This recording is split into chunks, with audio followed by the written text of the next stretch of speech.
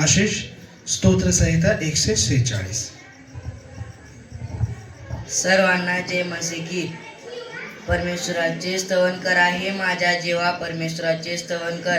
माझ्या जीवात जीव आहे तवर परमेश्वराचे स्तवन करीन. मला अस्तित्व आहे तोपर्यंत माझ्या देवाचे स्तोत्र गाईन. अधिपतीवर भरोसा ठेवू नका, मनुष्यावर भरोसा ठेवू नका. त्यांच्याकडून सहाय्य मिळणं शक्य नाही. त्यांचे प्राण जाते ते आपल्या मातीस पायास मिळते. त्याच वेळी त्यांचे योजना शेवट होतात.